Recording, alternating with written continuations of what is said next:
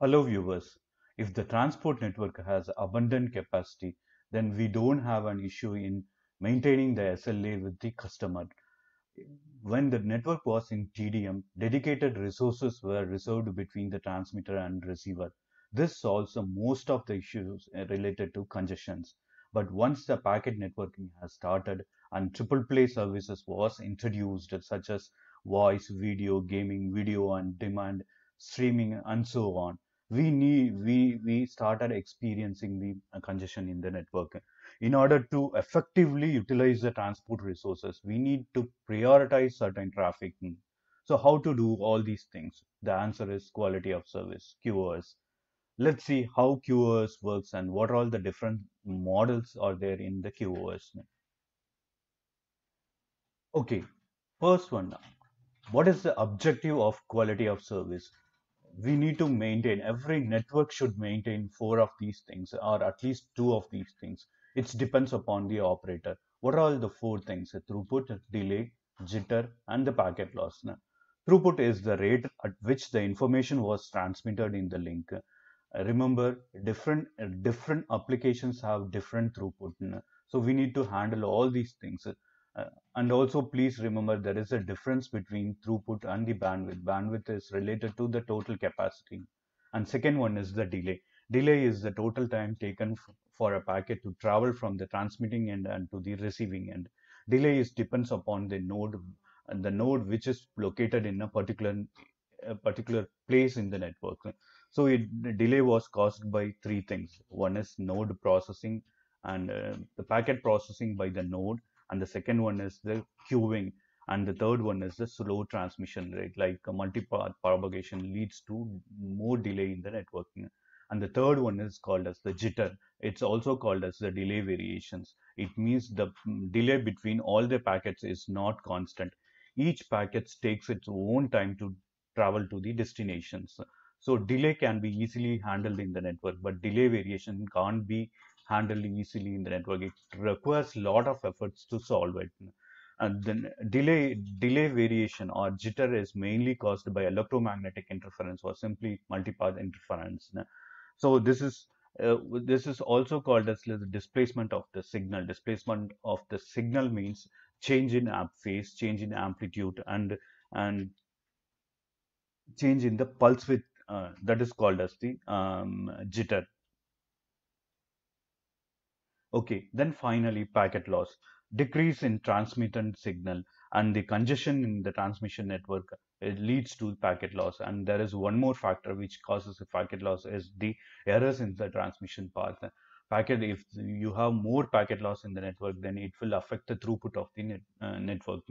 So some mechanism has been utilized to handle the packet losses. So for example, TCP. TCP uses a mechanism called windowing and acknowledgement. Whenever it sends a packet, it waits for an acknowledgement. So once the acknowledgement is received, then it starts sending the another packet. And it also sends every packets with the timer.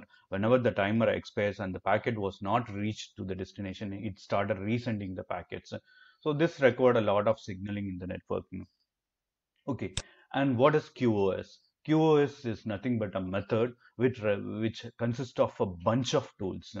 QoS, what it will do? It will actually prioritizing certain traffic flows, certain customers traffic, and certain applications traffic. So these three things are dominantly done by the QoS.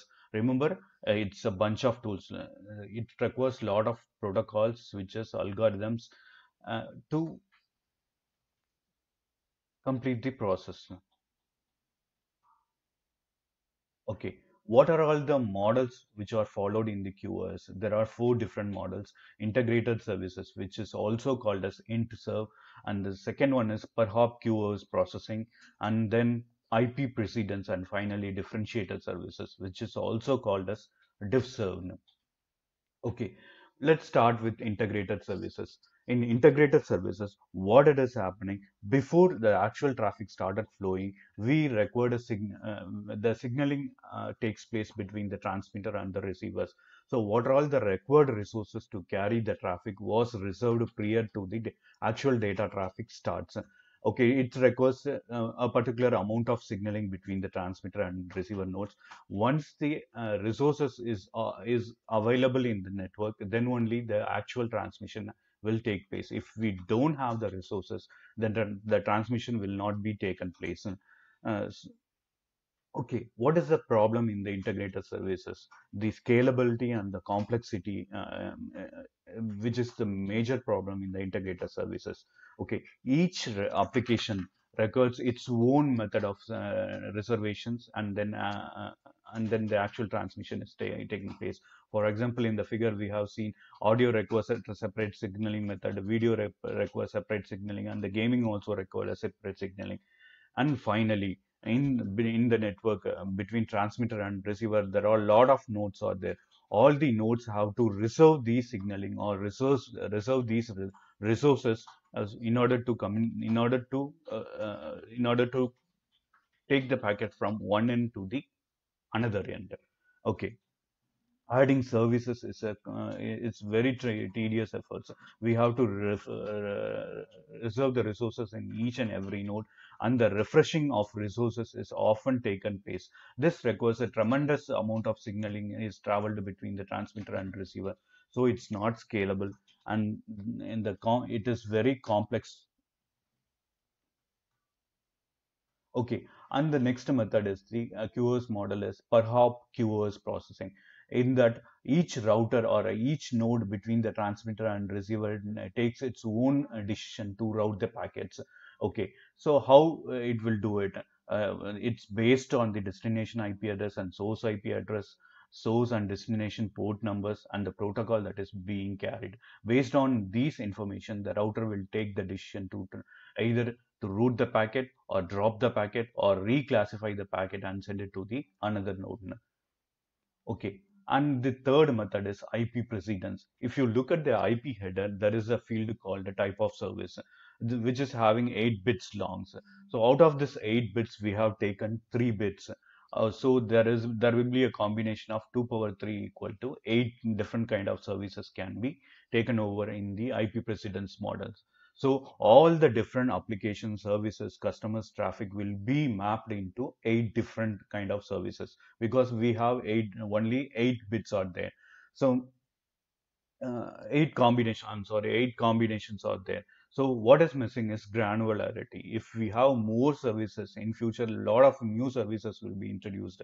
So all cannot be mapped with the 8 bits, with these 8 different classes.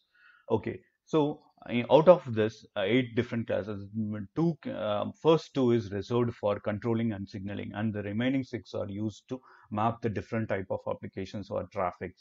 So this is another problem. The granularity is missing, and the second one is a packet drop probability within the class. For example, priority 7 traffic. For example, there is a congestion happening in the network. And it means heavy congestion.